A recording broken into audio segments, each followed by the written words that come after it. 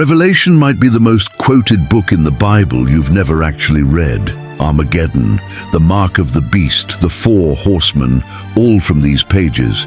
But almost nobody can tell you why the most cosmic, apocalyptic book in Scripture opens not with dragons or trumpets, but with Jesus grading the performance of 7 ordinary churches by name. That should feel strange. It does, unless you understand the one idea holding all 22 chapters together.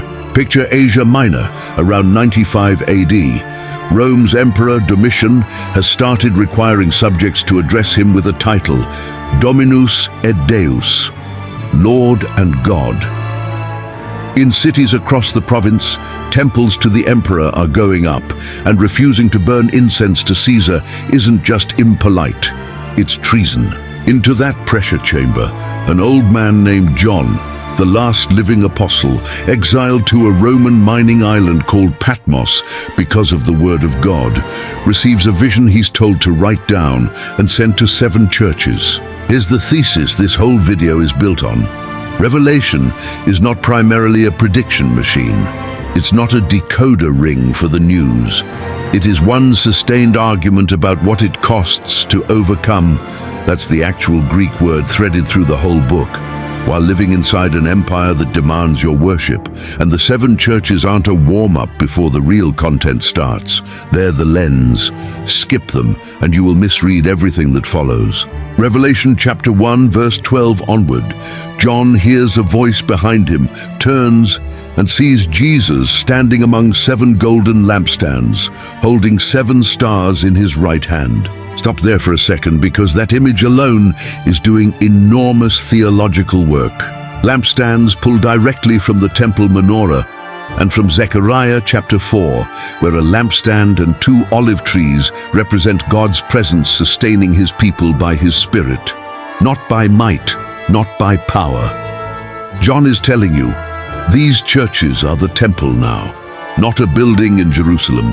7 congregations, scattered and ordinary, are where God's presence dwells. Now look at how Jesus is described piece by piece, because nothing here is decorative. Hair white as wool, and that's Daniel's 7 language, the Ancient of Days. Eyes like blazing fire, nothing hidden from this gaze. Feet like bronze, refined in a furnace. Stability, judgment unshakable. A voice like rushing waters, the sound of something too vast to argue with. And out of his mouth a sharp, double-edged sword. The Greek word is rhomphaia, a large blade associated with execution, not a soldier's short sword. This is not gentle imagery, and his face, like the sun shining in full strength. Here's why this scene is the engine of the entire book. Every one of the 7 letters that follows opens by picking up exactly one piece of this description and aiming it at that church's specific wound. Ephesus is losing its love. So Christ introduces himself as the one who walks among the lampstands, present, watching, accountable. Pergamum is compromising under threat of Roman violence, so Christ introduces himself as the one who has the sharp, 2-edged sword. A direct claim, I hold the real power of the sword, not Rome. Thyatira is tolerating false teaching, so Christ shows up with eyes like blazing fire.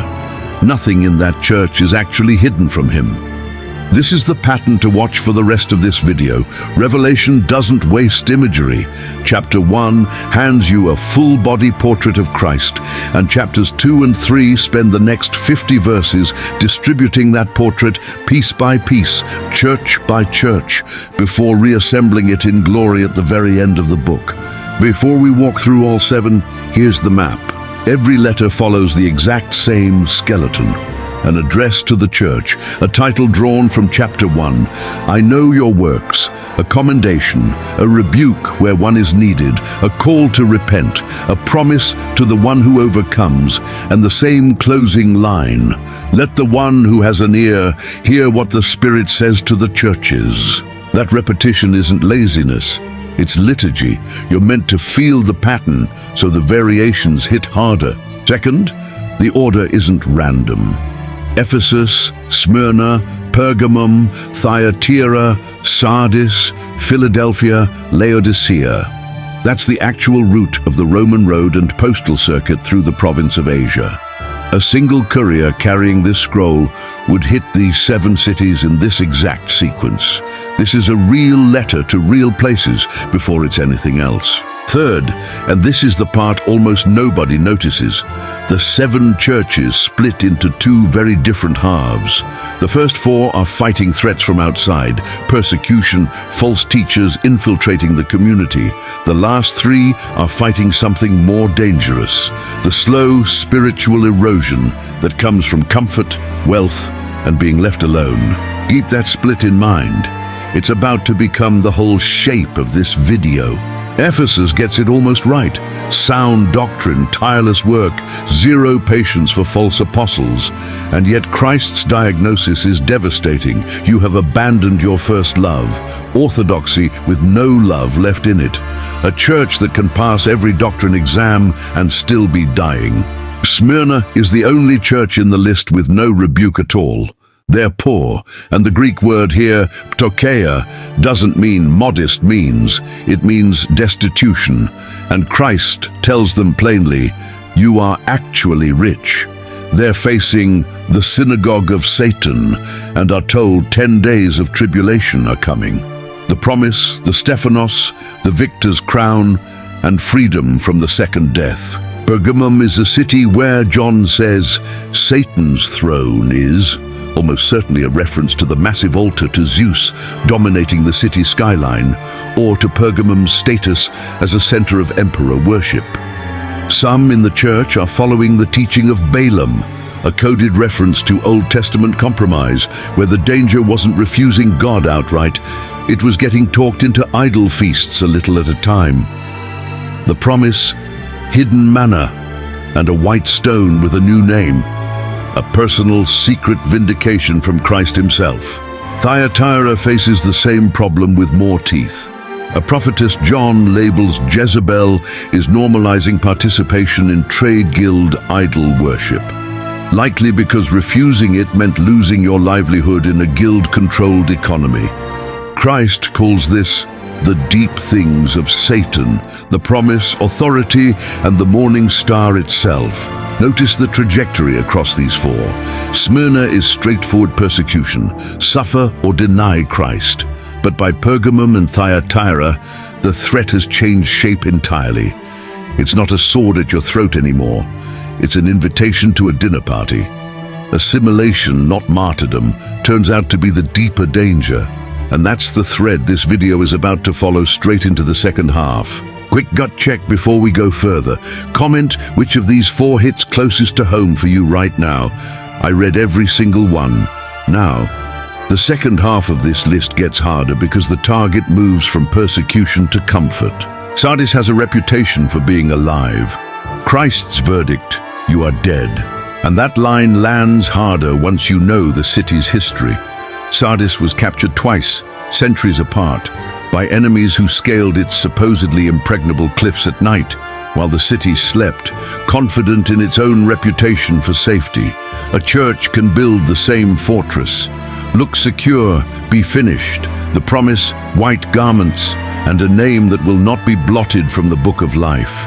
Philadelphia is the opposite story. Small, weak, little strength. And yet Christ sets before them an open door that no one can shut. He hands them the key of David, messianic authority to open what no one else can close. Their promised protection from the hour of trial that's coming on the whole world, and a permanent place, a pillar, in God's temple. Laodicea gets the most famous image in the whole set, lukewarm. And this isn't a vague metaphor about being unenthusiastic, it's an engineering detail. Laodicea had no water source of its own. Its aqueduct pulled water from a distance, and by the time it arrived, it had lost both the therapeutic heat of the hot springs at nearby Hierapolis and the refreshing cold of the water at Colossae. It arrived tepid, genuinely unpleasant, spat-out water. Laodicea was also a wealthy banking and textile city, famous for a black wool trade and a medical school known for an eye salve. And Christ takes every one of those civic points of pride and inverts them. You say you're rich, but you're wretched, poor, blind and naked. And then comes the line everyone quotes as an evangelism verse, but almost never in context. Behold, I stand at the door and knock. Read where it actually sits. This isn't Jesus knocking on the door of an unbeliever's heart. This is Jesus standing outside his own church, asking to be let back in. Here's the literary hinge to notice. Starting right around Sardis, the language shifts. I will come like a thief starts showing up. The tone moves from present tense diagnosis to future tense urgency. And that shift is the exact seam that opens the door into everything from chapter 4 onward: the throne room, the seals, the trumpets, the bowls. The letters aren't separate from the apocalyptic material that follows. They're the ignition. That door image in Laodicea isn't isolated. It's John reworking a scene Jesus told in Luke's Gospel of a master returning at an unexpected hour to servants who need to be found watching and ready. Same picture, same warning, and that word threaded through all 7 letters, nikao, to overcome, is not unique to Revelation. It's a signature of the same author.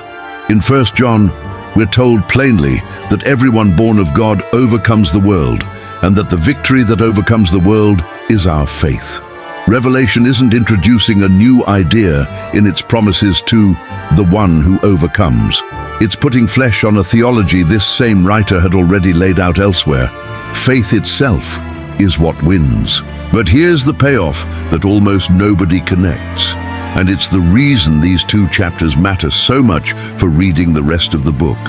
Every single reward promised to the one who overcomes across all 7 letters: the tree of life, freedom from the second death, hidden manna, authority over nations, white garments, a permanent pillar in the temple, a seat on the throne.